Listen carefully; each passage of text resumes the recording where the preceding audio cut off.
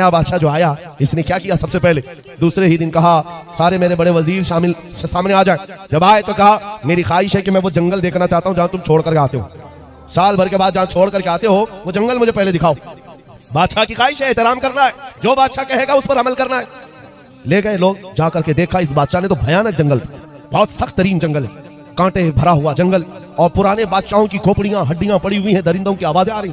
बादशाह वापस आया, आने के बाद उसने रात को बड़े बड़ी जो वजारतें थी, डिपार्टमेंट थे, उनको बुलाया और कहा मेरे महल से लेकर उस जंगल तक एक खूबसूरत रास्ता बनाओ। 2 महीने तक खाली रास्ता ही बनता रहा और जब खूबसूरत रास्ता बन गया तो फिर बादशाह ने बुलाया वजीरों को, कहा उस जंगल में जितने कांटे की झाड़ियां हैं सबको खत्म करो, जितनी हड्डियां पड़ी हैं सबको निकालो। 2 महीने तक वो भी सफाई करता रहा। उसके बाद फिर 4 महीने गुजर गए तो बादशाह ने कहा यहाँ पर फूलों के दरख्त उगाए जाएं, खुशबूदार पौधे बसाए जाएं, और वो भी कर दिए गए। फिर बादशाह ने कहा मेरी ख्वाहिश है कि यहाँ एक अच्छा महल बनाया जाए, अच्छा महल, वो भी 2 महीने में महल भी तैयार। बादशाह ने कहा मेरी ख्वाहिश है कि यहाँ एक नाला बहाया जाए, यानी एक हाउस बनाया जाए, महल के अतराफ बागीचा लगाया गया, फूल पौधे सारी चीजें। ये बादशाह कुछ किया ही नहीं, साल भर वो महल ही बनाता रहा। जहाँ ये लोग छोड़ के आने वाले थे उसको बदल ही डाला, रास्ता भी अच्छा, महल भी खूबसूरत, सब कुछ बनाया। अभी 8 दिन बाकी थे, रोज इंतजार कर रहा था कि कब साल खत्म होगा, मैं जाऊंगा, छोड़ करके आएंगे तो अच्छा ही है। जो साल भर किया था इसने, साल खत्म होने के बाद जो डेट आई नए बादशाह के इंतखाब की, कोई आ ही नहीं रहा। इसने बुलाया, कहाँ हैं जिम्मेदार लोग जो बादशाह चुनते हैं, मुझे उठाओ, जंगल में छोड़ाओ, नया बादशाह ले आओ।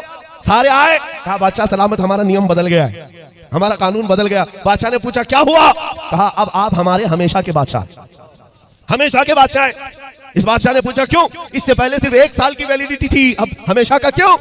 लोगों ने कहा अब तक जो आते थे बेवकूफ थे, अय्याशी करते थे और चले जाते थे, उनको पता होता था कि कहां जाना है, फिर भी अय्याशी करते। पहला अक्लमंद बादशाह हमने देखा जो इस कुर्सी पर बैठकर जहां जाना है वहां की तैयारी कर रहा था, इसलिए हमने सोचा हकीकत में वही बादशाह होता है। इस वाकये को लिखने के बाद मौलाना जलालुद्दीन रूमी कहते हैं ऐ नादान तू क्या समझ रहा है, ये दुनिया के अफ्रीका और अमेरिका के किसी मुल्क का किस्सा है, नहीं, ये पूरी दुनिया का कानून है। जब तू पैदा होता है लोग तेरे इंतजार में खड़े रहते हैं, जब तू आता है तुझे बादशाह बना लेते हैं, तेरे इर्द गिर्द तेरे दोस्त अहबाब बनते चले जाते हैं और तुझे बार बार बताया भी जाता है चंद दिनों के बाद तुझे कंधे पर उठाकर उस कब्रिस्तान में छोड़ दिया जाएगा जहां हड्डियां पड़ी है पुराने लोगों की, जहां कांटे की झाड़ियां भी हैं। ये सब चीजें सुनाई जाती हैं और उसके बाद जब तेरा इंतकाल होता है ये लोग तेरी बादशाहत खत्म करके ले जाते हैं और छोड़ आते हैं, फिर नए बच्चे का इंतजार करते हैं। मौलाना रोम फरमाते हैं लेकिन इस रूए जमीन पर कुछ अक्लमंद बादशाह ऐसे भी आते हैं जो बादशाह बनकर जीते तो है, लेकिन जब तक कुर्सी पर बैठे होते हैं वो अपने दुरूद और सलाम से, अपने नमाज और अमाल से, अपने जिक्र और अस्कार से उस बाकी जाने वाली सरजमीन को तैयार कर रहे होते हैं और तैयार